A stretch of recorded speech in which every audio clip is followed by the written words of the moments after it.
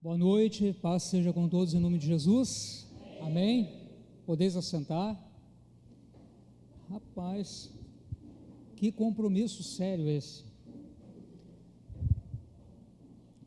ainda mais que a gente estava montando ainda a nossa palavra para quinta-feira, então talvez a gente demore um pouquinho mais de tempo, porque a gente não conseguiu compactar tudo na cabeça ainda. E aí, como eu estou acompanhando o YouTube lá, o pessoal que está pregando, né? Rapaz, tem uns pregadores bons, tem umas pregadoras novas que eu não tinha escutado ainda, né? Tá bom, povo? Né, pastor Bernete? Isso. Eu estou lá, né?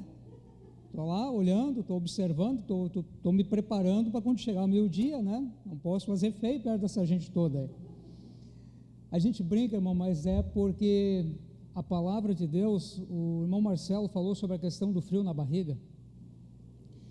Eu tenho uma coisa que eu aprendi comigo há 30 anos atrás, que o dia que a gente perder esse frio e essa tremurinha na perna para subir aqui, nosso ministério acabou.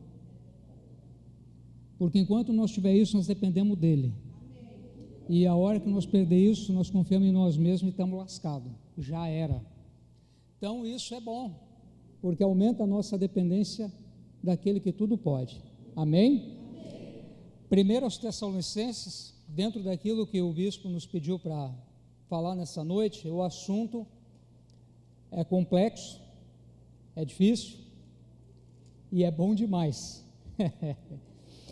Primeiro aos Tessalonicenses, capítulo 4, versículo 16.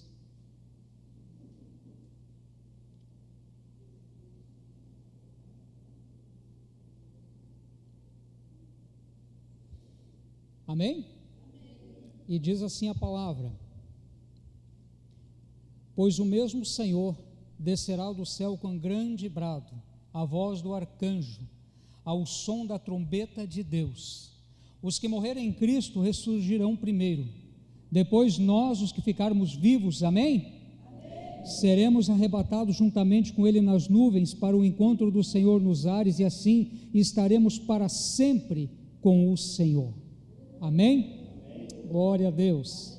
Obrigado, Jesus, por esse momento. Nós queremos falar um pouquinho hoje sobre a volta do nosso Senhor.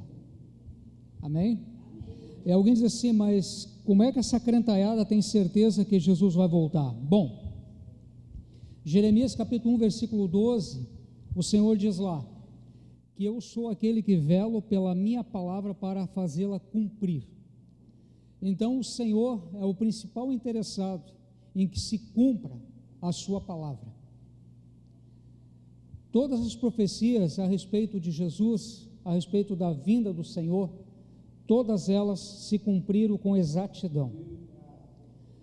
Nosso povo que está aqui, né, os nossos seminaristas, a gente fez agora há poucos dias atrás um estudo sobre as 70 semanas de Daniel, e quando se estuda, a gente vê a precisão de Deus, os detalhes, nada foge ao desígnio de Deus. Todas as profecias a respeito do Senhor, da sua primeira vinda, todas elas se cumpriram com exatidão. Quando nós olhamos textos como Miqueias capítulo 5, né, versículo 2, e tu, ó Belém de Efratá, de ti virá o Salvador, de ti virá o Messias, né? E nós encontramos depois essa palavra se cumprindo lá em Mateus, no capítulo 2, que foi lido aqui nessa noite. A palavra do Senhor se cumprindo. A respeito do nascimento de Jesus, que nasceria de uma virgem, conforme Isaías profetiza lá no capítulo 7, e se cumpre nos evangelhos exatamente como seria. Quando nós olhamos o profeta Zacarias, lá no capítulo 9, falando da entrada triunfal de Jesus em Jerusalém, e o teu rei vem, montado num jumentinho, filho de uma jumenta. E aí nós olhamos para João, e vemos lá Jesus entrando em Jerusalém, exatamente como uma profecia de mais ou menos 500 anos antes de João ver isso. Então todas as profecias da sua primeira vinda se cumpriram exatamente como o Senhor havia predito, todas elas. E quando nós olhamos isso, nós temos a certeza que se Ele diz que vai voltar, é porque Ele vai voltar. Ele está voltando. E o tema que o bispo nos deu foi o seguinte: Jesus está voltando, você está preparado? Porque essa é a grande questão da nossa vida. Nós sabemos que Ele está voltando, só pelas profecias que se cumpriram, não, por tudo que a Bíblia é exata, toda a precisão da Bíblia, tudo que a Bíblia nos relata. Nós estamos tendo hoje aí um tempo de uns pregadores estranhos, uns caras diferentes, e uma gente, né, que nunca leu a Bíblia e nunca foi cristão, que quer mudar a Bíblia. E tem alguns que dizem que a Bíblia é aperfeiçoada, e o que eu acho interessante é que tudo que a Bíblia diz a respeito de saúde, de física, tudo que ela diz a respeito de astronomia, todas as coisas se cumpriram exatamente nos dias que nós estamos vivendo. A ciência está descobrindo o que a Bíblia já fala há centenas de anos atrás. Há centenas de anos. Eu lembro, né, de quando alguns anos atrás, quando ainda a gente olhava o Fantástico da Globo, hoje não se perde mais tempo com isso, mas enfim, teve um tempo que dava para olhar isso. E eu achei incrível quando eles falaram sobre o advento da tecnologia e da ciência em relação à física quântica. A física quântica que diz, né, na ciência, que tudo aquilo que nós vemos não é aquilo que nós vemos, mas é um amontoado de coisas invisíveis que transforma as coisas que existem. E aí nós encontramos o texto de Hebreus, capítulo 11, que diz assim: pela fé entendemos que os mundos foram criados pela palavra de Deus, de maneira que aquilo que é visível não é feito daquilo que se vê. Então eles descobriram agora uma coisa que o escritor de Hebreus já tinha escrito 1000 e tantos anos atrás. Então por isso é que eu tenho certeza que o meu Jesus está voltando. Quando nós olhamos a ciência e nós olhamos o estudo das estrelas, nós entendemos que na nossa galáxia, a Via Láctea, existem mais ou menos, pelos estudos aproximados, 200 milhões de estrelas como o nosso Sol. E em cada uma dessas estrelas existem planetas circulando nela, como existe a nossa Terra e Urano e Saturno circulando em volta do Sol. Mas existem hoje, pelas pesquisas, pelos avanços da ciência, a descoberta de milhões de outras galáxias ainda maiores que a nossa, com milhões e milhões e milhões de estrelas e de planetas. Mas aí eu encontro a Bíblia, Paulo dizendo, em 1 Coríntios capítulo 15, a partir do versículo 40, e há corpos celestes e há corpos terrestres. Uma é a glória dos terrestres e outra é a glória dos celestes. Uma é a glória do sol, outra é a glória da lua e outra é a glória das estrelas. E uma estrela difere de glória para outra estrela. O que Paulo está dizendo? O sol brilha de uma maneira, a lua resplandece de outra. E, embora existam incontáveis estrelas, nenhuma delas é igual à outra. E a ciência hoje diz que não existem no universo inteiro 2 estrelas iguais. Mas Paulo já sabia isso porque ele era esperto, porque ele tinha um telescópio. Não, o telescópio nem tinha sido inventado, porque Deus revelou para ele, Deus criou todas as coisas. Então, quando nós olhamos para isso, nós entendemos, Jesus disse que ia voltar. Amém? Amém. João 14:3, não se turbe o vosso coração, credes em Deus, crede também em mim. Na casa de meu pai há muitas moradas, e se não fosse assim eu não teria dito, mas eu vou e vou preparar para vocês um lugar. E quando eu for e preparar lugar, eu voltarei e buscarei-os, para que onde eu esteja, vocês estejam para sempre comigo. Ele está voltando. Alguns dizem o seguinte: poxa, mas essa coisa de Jesus voltando de novo, eu estou ouvindo isso há tanto tempo. Pois é, lá em 2 Pedro, no capítulo 3, Pedro vai dizer que o Senhor é paciente, Ele é longânimo, Ele não quer que nenhum de nós se perca, e por isso que o Senhor está retardando a sua vinda, por isso que Ele está demorando para nos buscar, mas nós temos a certeza que Jesus está voltando. Quando nós olhamos a palavra de Deus, nós pensamos assim: como pode Deus contar o tempo? Como pode Deus contar o tempo? A Bíblia diz que um ano para o Senhor é como se fossem 1000 dias como um ano. O Senhor não conta tempo, o tempo de Deus é diferente do nosso. O Senhor não conta tempo, e por isso Ele tem essa paciência. Mas quando a Bíblia diz que o Senhor está voltando, nós temos que entender que tempo é que nós estamos vivendo.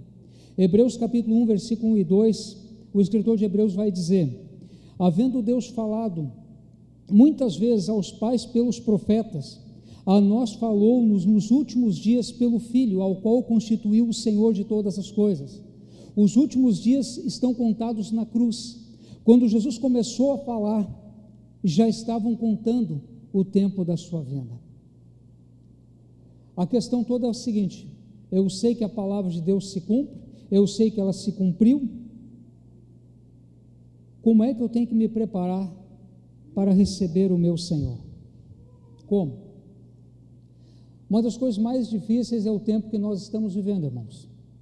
Nós estamos vivendo um tempo complicado.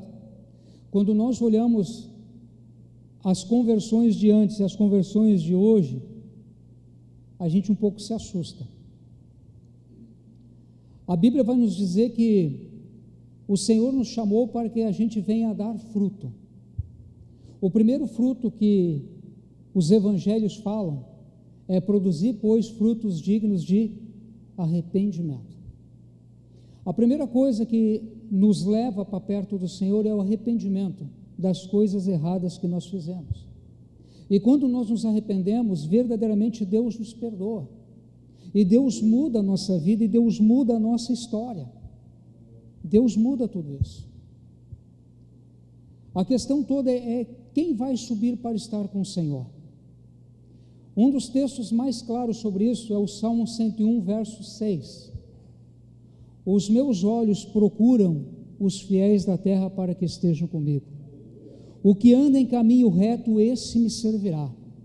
O que usa de engano não ficará dentro da minha casa. Aquele que profere mentiras não ficará de pé diante da minha presença. A primeira coisa que Deus procura em nós é fidelidade. Fidelidade. Nós sermos fiéis àquilo que o Senhor quer que nós façamos.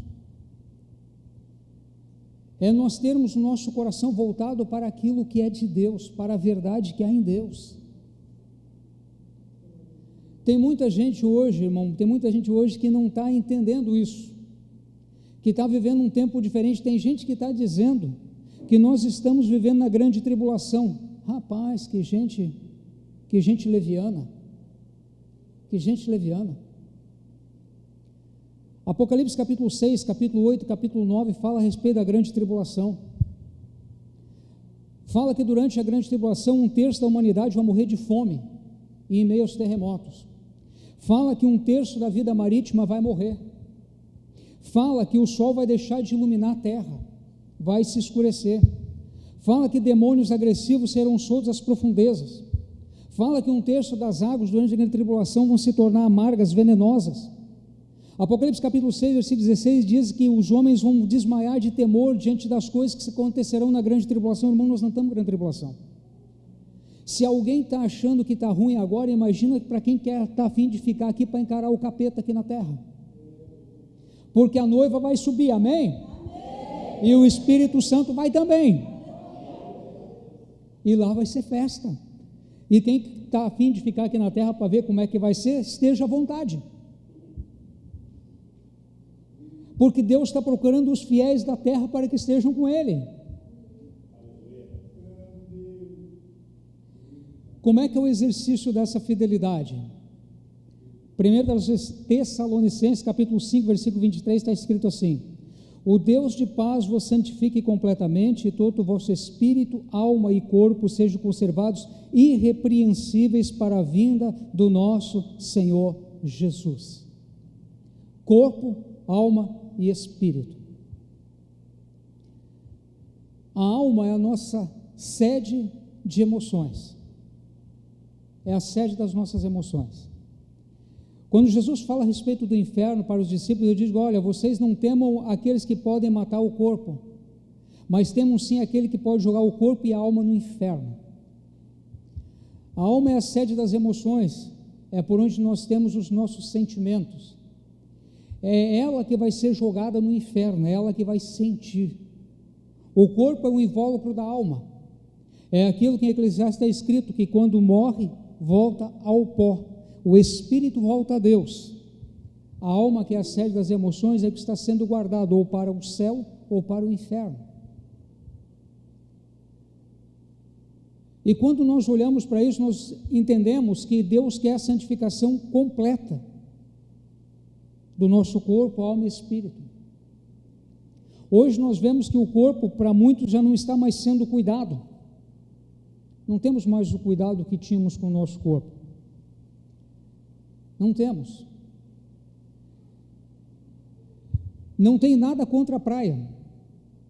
Eu gosto demais da praia. Só não tenho dinheiro para estar lá sempre e não virei bispo para comprar casa na praia. Brincadeira, bispo. Tem que aproveitar, não sei quantas vezes vou vir aqui ainda, né? Mas entenda, quando nós falamos em biquíni, o biquíni nada mais é que uma lingerie exposta. Ponto. Me convença do contrário. Agora a questão toda é a seguinte: as irmãs andam por aí de sutiã e calcinha na rua? Sim ou não? E por que na praia pode usar aqueles negócios que tem que procurar para ver se encontra? Não há mais santificação do corpo. Não há mais. Os manos que antigamente se cuidavam um pouco mais, agora os caras estão usando umas sungas estranhas, uns troços esquisitos. Nós não cuidamos mais disso. Está tudo certo. A igreja, que era para ser referência para o mundo está virando referência para a igreja. Alguma coisa errada está acontecendo. Paulo vai dizer aos Filipenses no capítulo 4, tudo que é bom, tudo quanto é amável, tudo quanto é justo, tudo quanto é honesto, tudo que é de boa fama, nisso vocês pensam. Corpo, alma e espírito. A Bíblia vai dizer, Jesus fala isso, que os nossos olhos são a janela da alma. O que nós andamos olhando, assistindo, para nos guardar, para estarmos prontos para a vinda do Senhor? O que é que nós temos guardado? O que nós temos olhado? O que nós temos escutado? É um perigo, irmão. E olha só como é que Jesus diz a respeito do pecado: se o teu olho te fizer pecar, põe um óculos. É isso que ele fala? O que é para fazer? Arranca. Se a tua mão te fizer pecar, o que é para fazer? Corta, joga fora. Então é para cortar, não é para brincar com o negócio, esconder, deixar para depois. Não pode. Não pode. Não tem como fazer. Não dá. Um outro texto que fala sobre como nós devemos estar para esperar Jesus, Lucas 21:34. Acautelai-vos por vós mesmos, para que não aconteça que o vosso coração se sobrecarregue de glutonaria, embriaguez, cuidado dessa vida, e aquele dia vos pegue de surpresa como se fosse uma armadilha. Amém? Olha só, glutonaria, embriaguez e cuidados desta vida. Rapaz, agora eu fiquei sabendo que dá para beber. E sabia que dá mesmo? E sabia que tem texto na Bíblia que nos manda tomar um fogo? É verdade? Está em Provérbios capítulo 31. Deem vinho aos amargosos de espírito e bebida forte para os que padecem, para que se esqueçam dos sofrimentos e deles não se lembrem mais. Ou seja, toma um coma alcoólico e esquece da vida. Existe texto na Bíblia que diz que eu não posso beber, sim ou não? Não, não tem. Eu posso afirmar que não é para beber? Não posso. Então eu posso beber? Não, não posso. Posso, mas não devo, porque nem tudo que eu devo eu posso. Isso é Paulo que fala. Por quê? Por causa do meu irmão que vai me julgar. Segundo, porque não me aproxima de Deus. Não me aproxima. 1 Coríntios capítulo 10, versículo 31, Paulo vai dizer: quer vocês comam, quer vocês bebam, quer vocês façam qualquer coisa, façam tudo para a glória de Deus.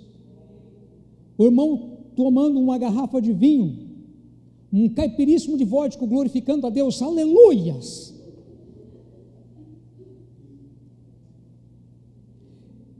E Jesus está dizendo, tende cuidado, que nesses dias que a gente está vivendo, que tudo pode, tudo é permitido, não dá nada, cara, não dá nada.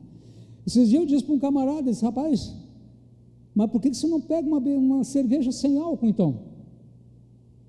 Faz uma em casa, compra uma, sei lá, sem álcool, pronto, resolve o teu problema. Não, mas o legal é a tonturinha.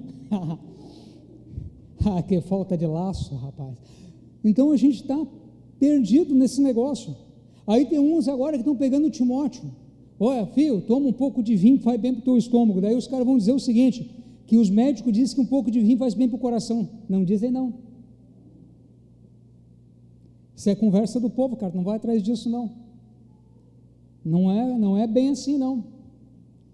Então nós temos que ter cuidado. O crente é tão mal falado que diz que o crente pode não beber, mas o que ele faz? Come. E aí Jesus está dizendo, cuidado com a glutonaria, ô miserável. Tu vai para o inferno, porque tu come além do que precisa. É a Bíblia, irmão. Estamos nos preparando para a volta de Jesus, amém? Isso.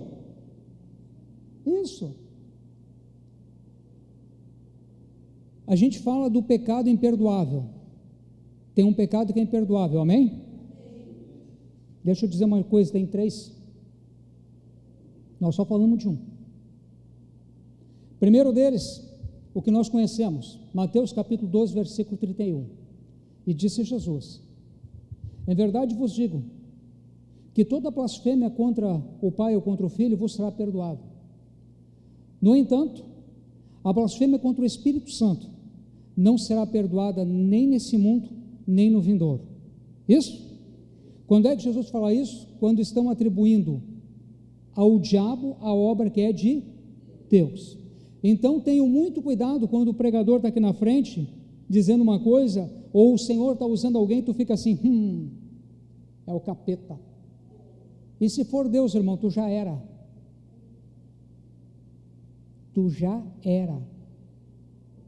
Deus te deu o espírito de discernimento, beleza, então você discerne.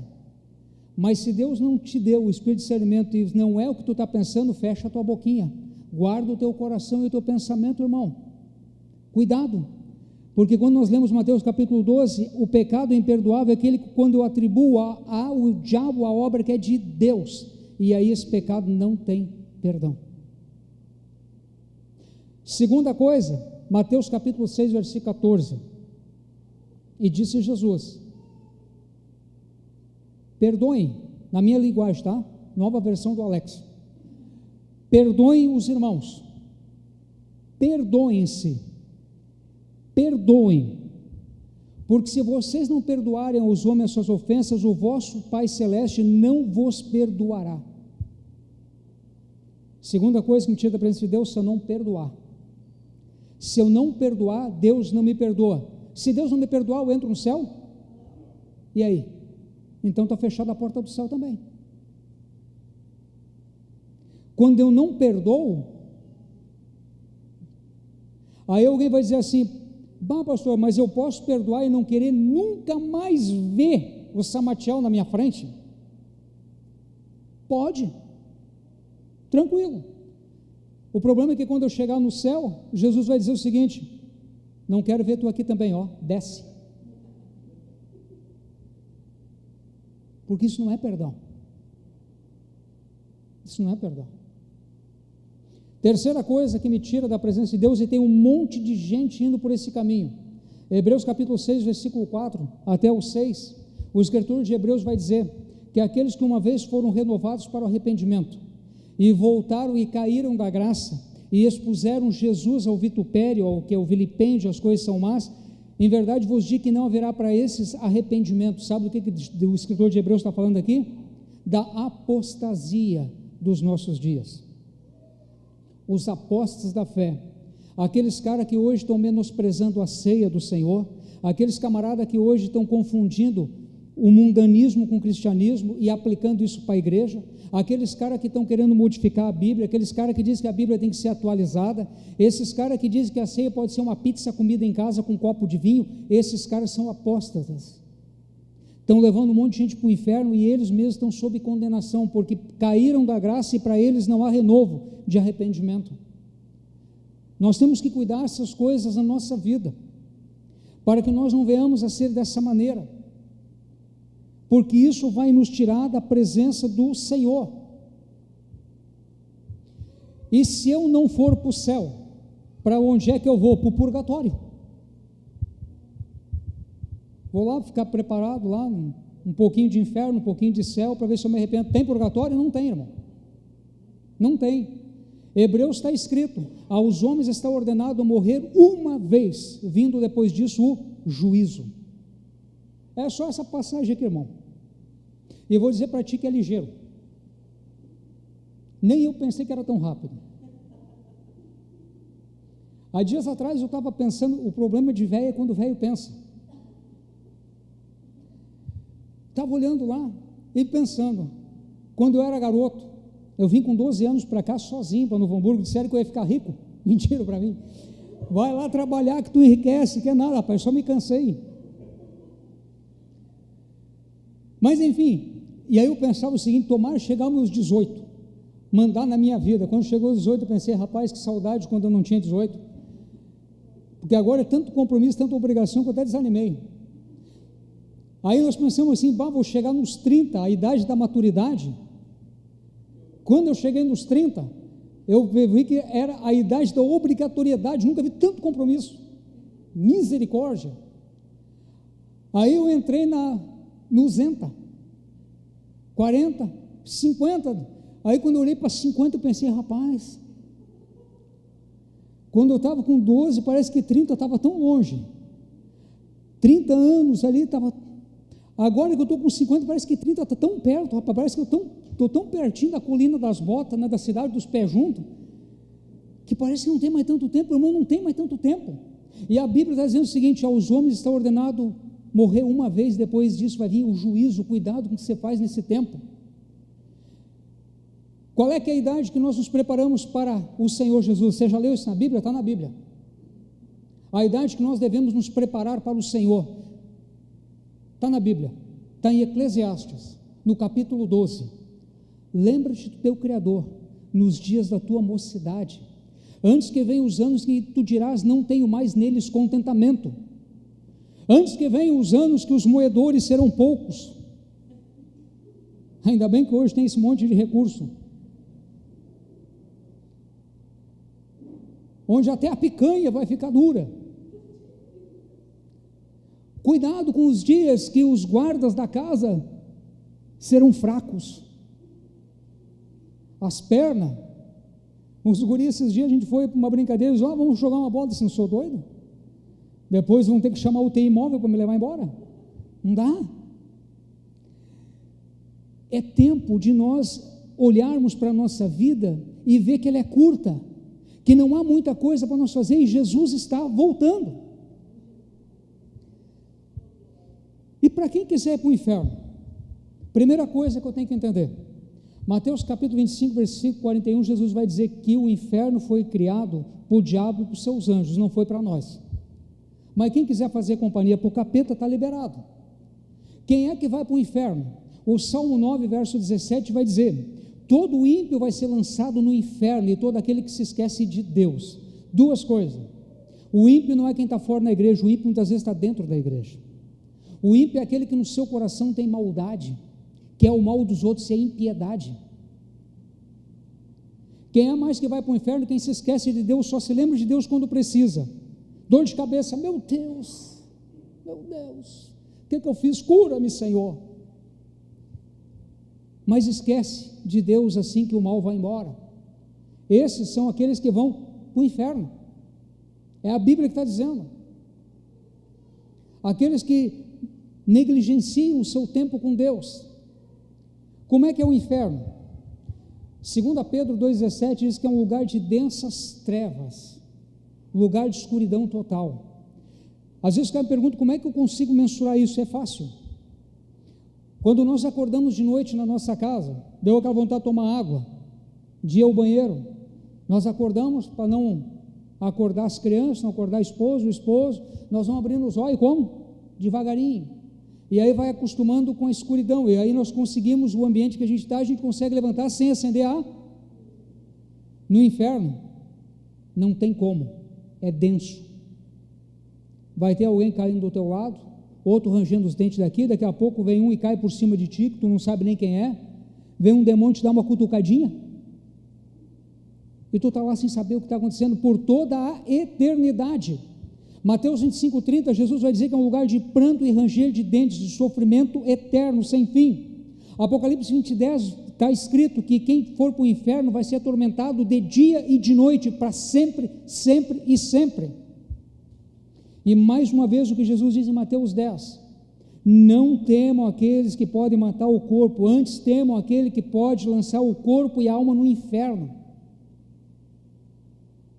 Temor, irmão, temor a Deus, temor a Deus, temer a Deus, andar nos seus caminhos, cuidar o seu coração, cuidar a sua língua. Hoje tem uns caras que até em cima do púlpito dizem palavrão. Jesus está dizendo, os homens vão prestar conta de cada palavra frívola que disserem.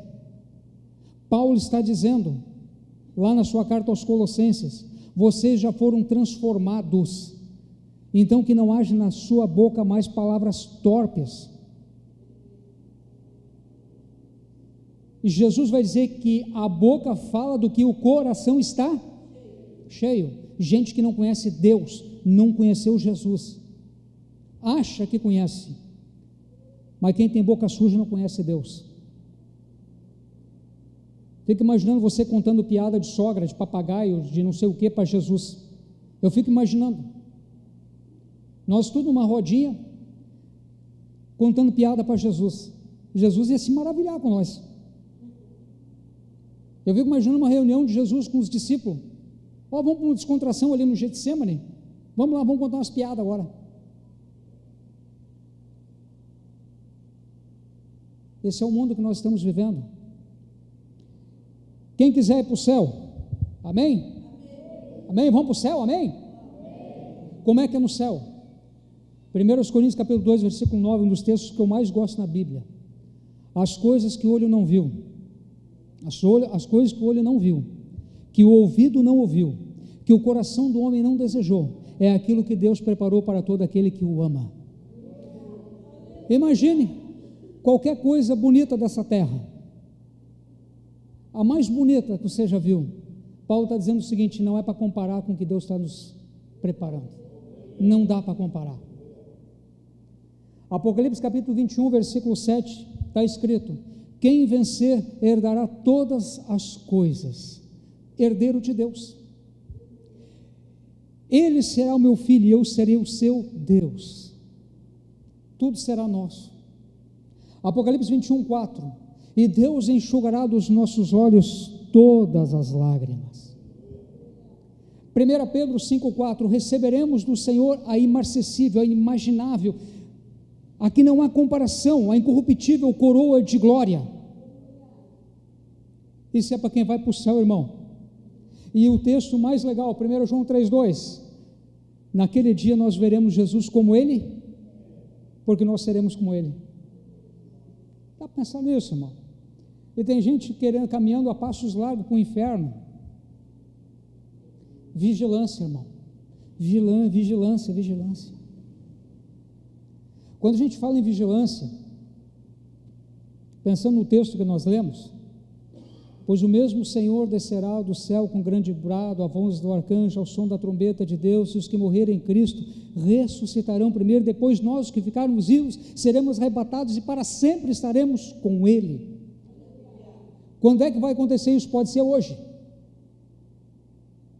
Você está preparado se Jesus voltar hoje? Você está preparado para dizer, vem Senhor Jesus? Estamos nós preparados? Mateus 24, 46, Jesus tem uma palavra para quem está preparado.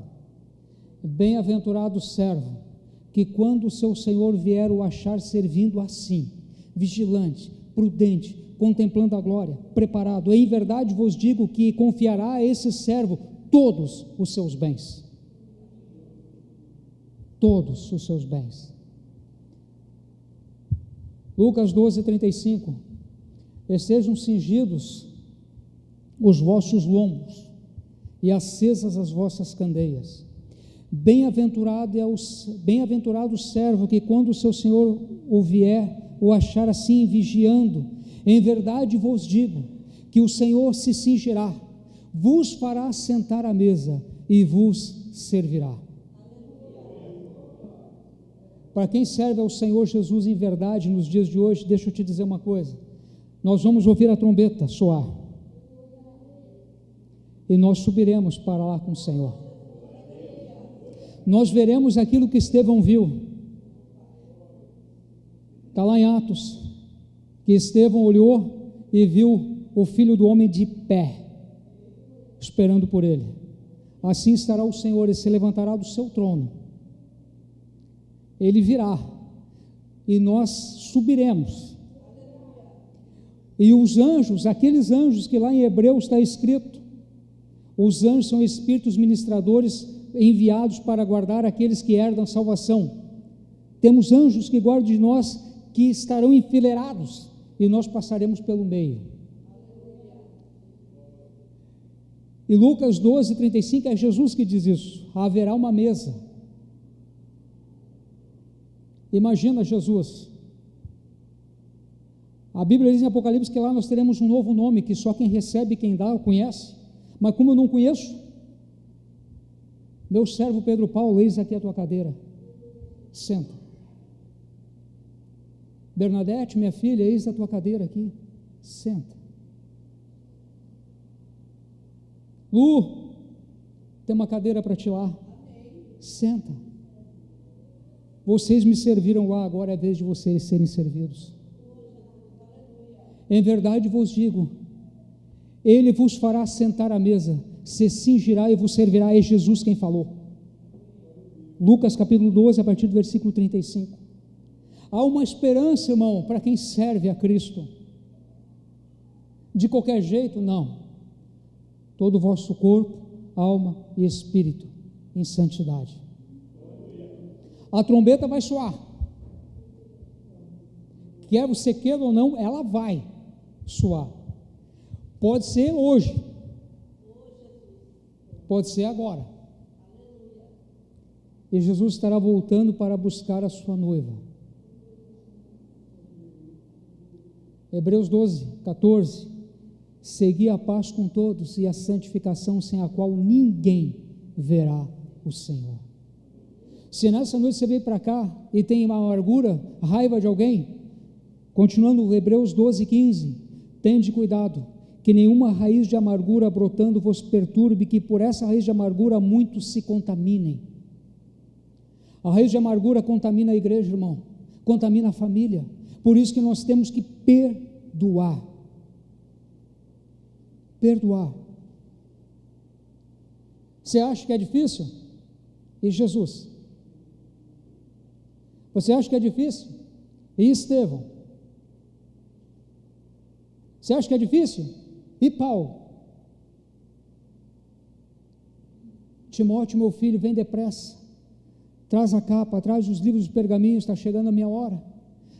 Todos me abandonaram, uns amando o mundo, outros, não sei nem para onde é que foram, só Lucas está comigo, vem depressa. Aquele que ganhou tantos, aquele que serviu a tantos, sozinho. Você acha que é difícil? Vamos colocar de pé?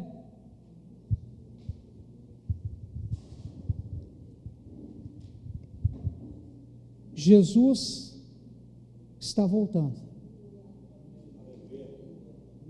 E hoje é noite de nós alinhar esse negócio aí.